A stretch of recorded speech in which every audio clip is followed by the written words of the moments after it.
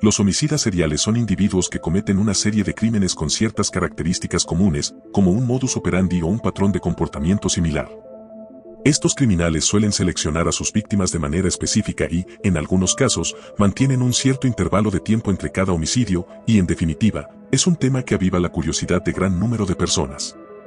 Si bien existen verdaderos homicidas en serie, la verdad es que están en grave declive e incluso, es posible que muchos de ellos nunca hayan existido.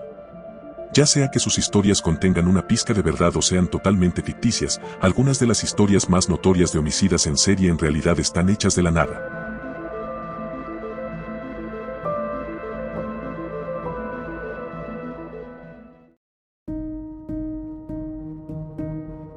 La teoría del homicida de la cara sonriente alega que 45 jóvenes encontrados sin vida en masas de agua en varios estados del medio oeste de Estados Unidos, desde finales de los años 1990 hasta los años 2010, no se ahogaron accidentalmente, como concluyeron las agencias encargadas de hacer cumplir la ley, sino que fueron víctimas de un mismo hombre.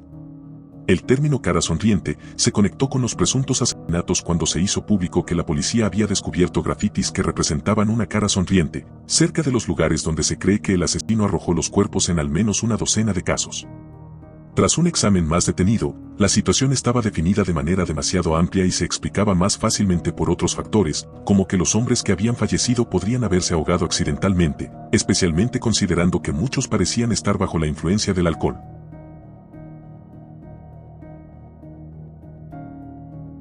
Seguimos con el caso del homicida de Halifax. Este homicida en serie fue identificado por primera vez en el norte de Inglaterra en 1938.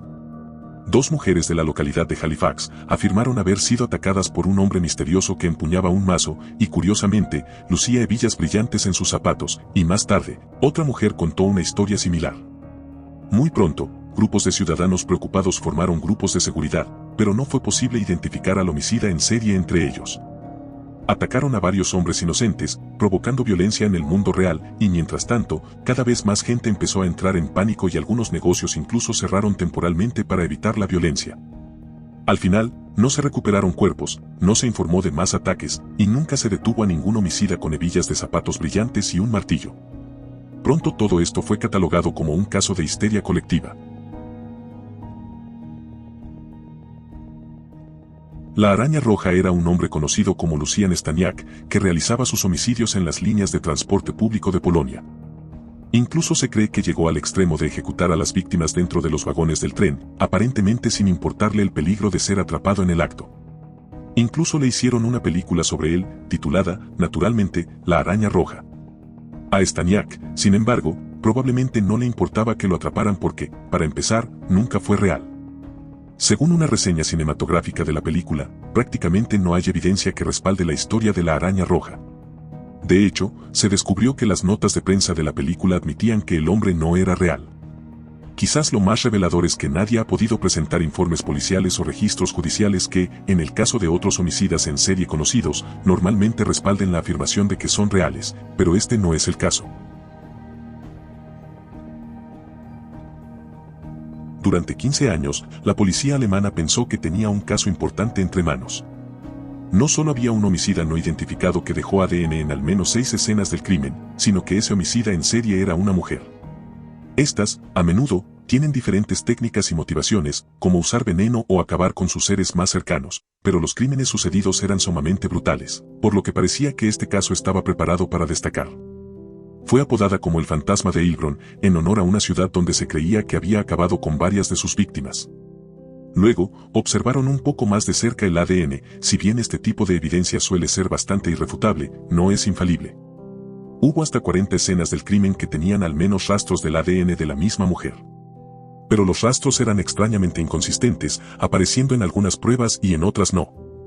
Finalmente, los investigadores determinaron que los hisopos de algodón utilizados para recolectar pruebas habían sido contaminados por una trabajadora inocente de la fábrica. El fantasma de Heilbronn no solo era inexistente, sino que había distraído a la policía de encontrar a los verdaderos homicidas durante más de una década.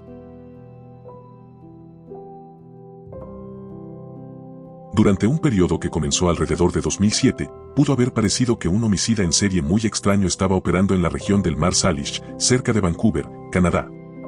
Excursionistas y bañistas empezaron a encontrar zapatos en la costa, con pies todavía dentro.